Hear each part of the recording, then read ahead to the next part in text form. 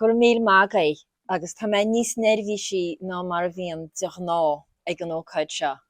Marall gainéann go bhfuil bháid níos mó eolais ar chuirsaí teanga agus Foclóireachta ag hálaghine sa siúmbra na pansa.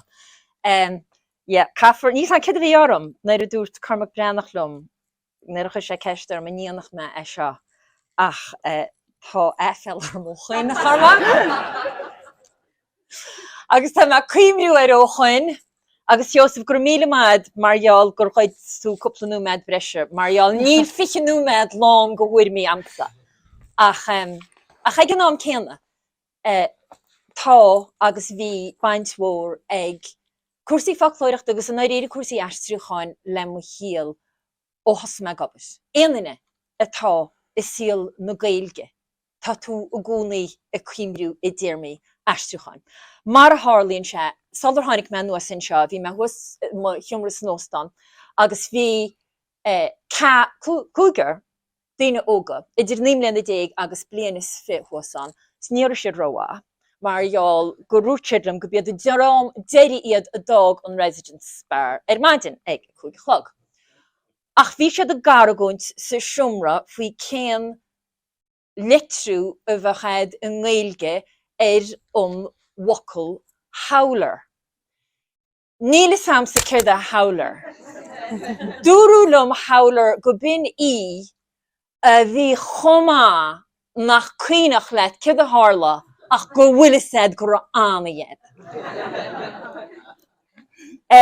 Bhí sé a garagóint faoi or SHADHBHAILEAR a bheith an.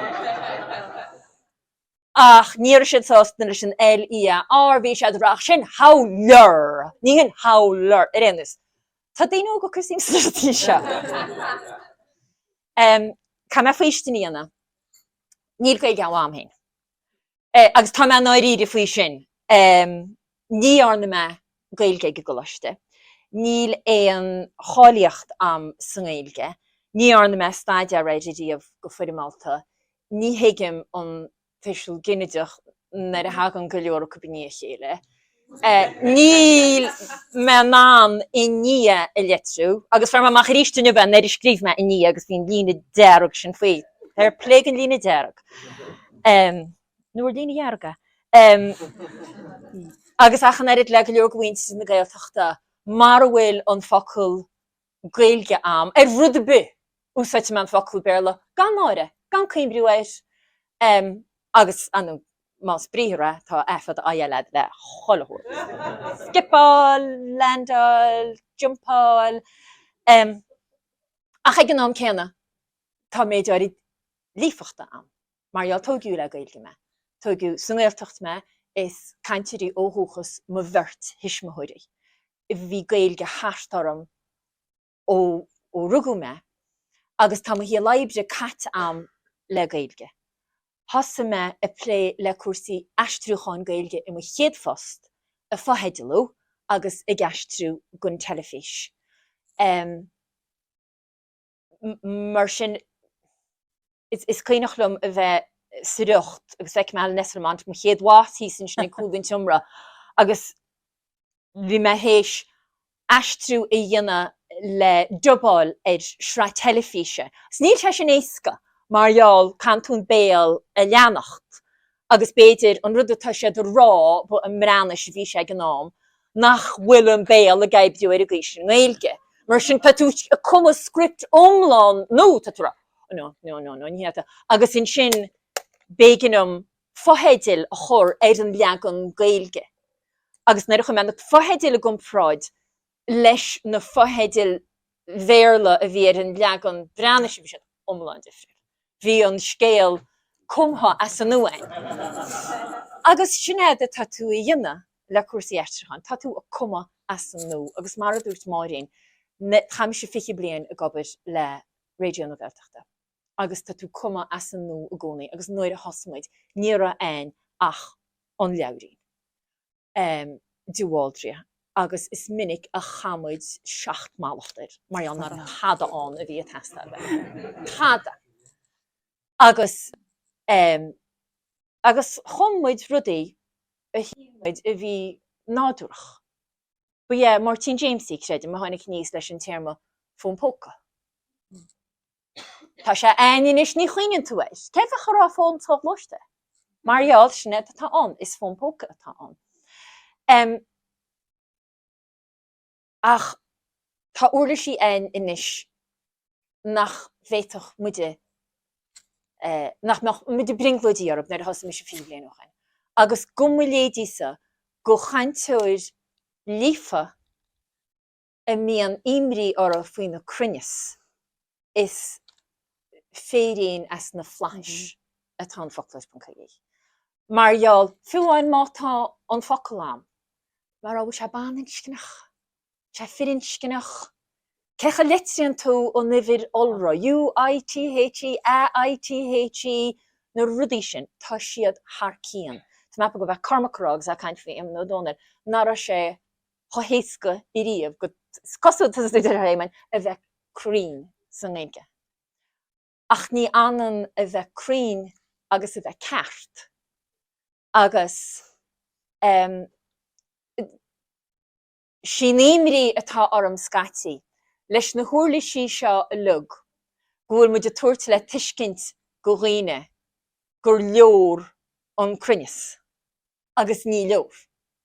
Marall mar a bhfuil bunchloch lífachta an, agus ní chaithí gur lífacht ó dhúchas atá an, ach mar a bhfuil gaeilge cheart ina bhunchloch is cuma cevéid uirlis astrúcháin atá agat, ní chrothó tú gaeilge siléir, gaeilge hiléir in léite. Agus sinnéan rud is tábhacht é. Agus is dói ceangan na rudí a chuireann imrí orm. Sé smú uirlisí, agus níl me rá go bhfuil bainte an dóra lena chéile mar níl, ach sé smú uirlisí bretha cuimseacha maithe astrúcháin atá tíocht ar a bhód. Sé smú droch gaeilge atá me léamh, agus sé smú droch astrúcháin atá me eiceáil, mar sin tá lúb ar lár an áitéigean, agus nílas agam sa cábhfuil an lúb ar lár sin, ach tá me cheappa go se thar a bheith tábhachtach go múnaí go dhaoine atá i dtíanana na gaeilge cén chuí leis na huirlisí seo úsáid ceart, agus go gurí ar a súlahób chamá, go dastaíonn frital na teanga, gramadach na teanga, strochtúr na teanga mhób, sola tugann siad ar scríb na gaeilge.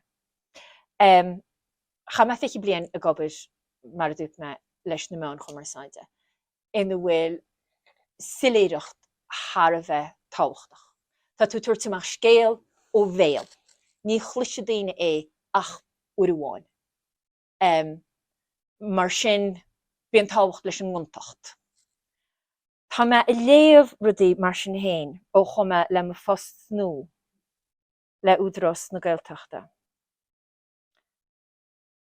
Agraíocht anmhaith, a dhéanann rudaí anmhaith. Ach teagam trasna ar abertí cosúil leis seo. Agus níor haníad a túdarás beid bheith scríomh se. Tá sé mar aim ag an tionscadal inchuid a tholáthar i bhólam beartais ásaí chun cabhrú le seachad a phlean fintricht a réigiún na níorthaid go háirid gníomh 1.2 rochtain ar chapadal luachéime agus scálaithe a bhéadú. Ó bhfuil is ag éanaine cad a chéanann se. Now, níor chun me béim níos ná cheart. Ach is sampla é gon chinál rud atá me léamh thoile lá, agus tá me cinnteach á gurí sin riad in chinál uirlis astrúcháin go neart teach. Yeah, that sin about right.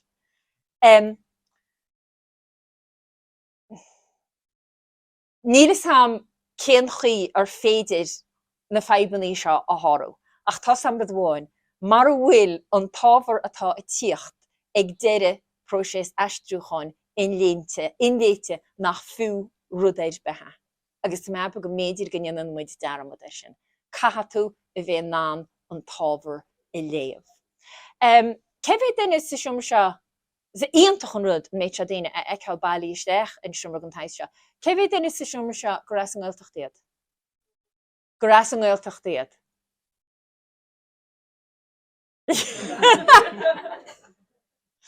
Tá sé sin simúlán hain chamá. Tá mé cheappa go bhfuil bearna eile insin beidir le líana. Go bhfuil na daine is lífa sa tír mar sin hain nach bhfuil i dtí ceangal le úsáid gairmiúil na Gaeilge. Tá an chuid is mó acu cos lumsa. Tá siad lífa ach níl siad crín. Agus hainneoch lumsa gá bhéiteach muid na huirlisí seo úsáid leis an lífacht agus an cruinneas i cheangal le chéile agus go ben tara a bheith hain Gaeilge-Cheart a bheith daine a mám agus i gcéire i léamh mar níl sí sin éin faoi láthair. Is le méid tal rá.